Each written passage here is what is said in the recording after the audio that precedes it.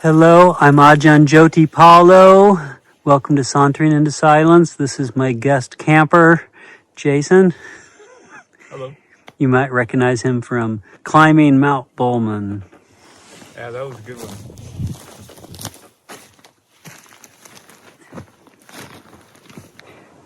I was mentioning that I was living at the Pacific Hermitage in Washington. The two monks I was living with for a winter retreat, we went through just about everything we could find on loving kindness. And we're every evening at tea time, we'd go through and read it, or if it was a Dhamma talk we'd heard, we're listening to it. And when we were talking about the Buddha's words on loving kindness, the sutta, where that actually comes up, where the only place the Buddha actually really defines metta, he says it's the intention of non-ill will. I remember this kind of like thought came into my head and says, oh, I can do that. And then the other thought came in and said, no, you can't. Yeah, I can. No. Yeah. But it's a practice. The monk during a Dhamma talk to his community had mentioned that he didn't know how to do loving kindness in a particular context. And I remember at the time thinking, what's he talking about? I've heard him give talks. He's a very kind person. What's he talking about? But then I realized that I had used loving kindness as my primary meditation for like 3 years. And at a certain point, I just kind of got burnt out on it. I didn't want to do it anymore. And so, I stopped doing it and really fell in love with just breath meditation and just being in the body and doing actually a lot of walking meditation.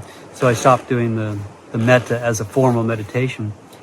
And then occasionally I would try to pick it up again. And it just felt stale, it just felt dry, and I just didn't do it. So then when this monk had mentioned that, he didn't know how to do loving kindness meditation, I was like, well, what do I know about it? Like, I used to do it all the time, but then when I tried to pick it up, I couldn't do it or just didn't want to do it. So I was like, yeah, what do I know about it? And so I started really, and then when we came across this phrase that it's the intention of non-ill will, and this thought came in, oh, I can do that.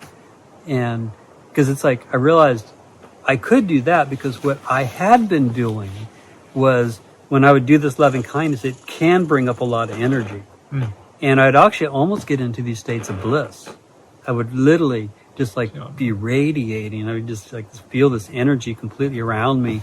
And it would take energy to build it. Yeah. But then once you built it, it was really powerful. And I lived in this is a funny story. I was living in this ashram in Massachusetts, and there was this guy who was on the crew that I was working on, and he had the dreadlocks and looked like kind of Bob Marley, and I think he did smoke a little bit. But one day, he ran into me, and every evening I would do, at the end of work, I would go and do an hour of yoga, and then go and sit and meditate for an hour, and I would do this love and kindness meditation. And I'd literally get in these states of bliss. And one day, this guy knew this was what I did, and he saw me, and he came up to me, got right in my face, right in my eyes, and he's just like, "You've been doing metta." like I've been smoking, you're looking in my eyes, and they were probably completely glassed over. I was probably high from doing this loving kindness. And then I realized when I was, when we were talking about this in this context, I realized what I was doing was I was suffering about certain things, like we all do. I was doing loving kindness as a way of not feeling. Yeah, I could get into the state of bliss, and and it's almost like being high. Then I wasn't feeling the suffering from whatever it was at that time that I was suffering. If it was, the way I was treating the people I worked with, or just the what do you call it? Just the dukkha that we all have. The existential dukkha of being a human being. Yeah. And just not to want to feel that, I would just get blissed out on this loving kindness meditation. Hide out just with the meditation. Yeah. So I don't think I answered your question still, though. No. But I like the idea that you can get good results from meditation and still be in the wrong direction, So someone like me who's rather inexperienced, we we work very hard and we see some results, but it's very difficult for us to tell if the results we're getting are actually progressing on the path that the Buddha taught. So how can you tell if your meditation is reducing your suffering and your suffering in the future, as opposed to hiding from it? Yeah. A good, very good question. I think a lot of it is just experience. Okay. And my teacher, Ajahn Pasano, I've heard him answer questions like that. Kind of the way I interpret his response would be, he'd say like, when you learn a new meditation or you've heard something, even the Buddha once is giving a Dhamma talk, and his chief disciple, Sariputta, who's known as the foremost disciple of wisdom, he turns to Sariputta at the end of it and says, it was a new meditation instruction he'd never talked about before, and he turns to Sariputta and says, do you believe what I just said? And Sariputta says, no. You think, oh, how scandalous, the Buddha's primary disciple and doesn't believe the Buddha. And the Buddha says, why not? And he says, well, this is the first time I've heard you mention this, and I've never practiced with it myself.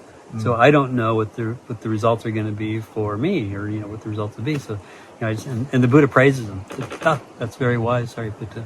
So Ajahn Pasano, that I've heard him say several times, and the way I kind of interpret how to take a new practice on is, he said, take it on, listen to the teacher, or listen to if you're reading about it, or if you're with a teacher that you trust, listening to them and asking questions about it until you feel kind of comfortable with it, and then go and practice with it.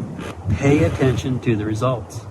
It's a feedback loop. So you try it out, you pay attention to the results, and then just being really open to yourself. Well, am I more peaceful? Am I more agitated? Am I more awake? Am I sleepy? Or am I, How long does it take for the meditation to wear off? How long can you stay with the meditation? Yeah. Things like that. Yeah. But also it's like, it's like with a loving kindness particular meditation, it's like, it is about being gentle and kind. So it's like, it's not that like as soon as you start doing it, you're going to be loving and kind, and, you're going to be kind to every single person you meet under every situation, or just our conditioning from our past is so deep and so long, it can take a long time. But like what I noticed with over the years is that like I'll be in a situation where somebody will say something to me that's rather rude, and I'll just see myself, the thought might appear in my head, oh, they must be suffering. And it's like, wait a minute, that's not the type of thought I would have had 5 years ago. Yeah. I would have blasted them, or, Yeah. that's inappropriate. I'm a monk. You shouldn't treat me that way. But, all of a sudden just thought, oh, that person's suffering, and then maybe 5 years from now, my thought will be, oh, that person's suffering. I wonder how I can relieve their suffering. That'd be a little bit further down the line. But but now it's sort of like, I don't know if now it is, but like a situation could be that my first thought isn't going to be self-defense, but it's sort of like, oh, that person's in pain. Understanding. Yeah, understanding. So you start noticing things like this, and sometimes it's very subtle, very, very, very small. Actually, I won't tell that story. Okay. Appreciate that. Instead, Ajahn, you have not given instructions for Metta. You want metta instructions? Well, perhaps the viewers. I've already listened to some of yours, but yeah. Well, this is going to be edited down greatly, so 90% of this isn't going to make it. Still good stuff, though. I do actually in one of my videos. So Ajahn Sona does this all the time when people ask him questions. He goes, "That's a great question. I have 900 videos out about that particular thing." So there is a video out of Jyoti Paulo's on my channel. It's still live, and I think it's called "Eating Loving Kindness." And so I'm walking down the road. It's actually when I hurt my ankle. And I never told this story, but as I was walking on that particular hike, I felt something in my ankle. It had been hurting all week long, but it's like that's when I was giving that talk. But yeah.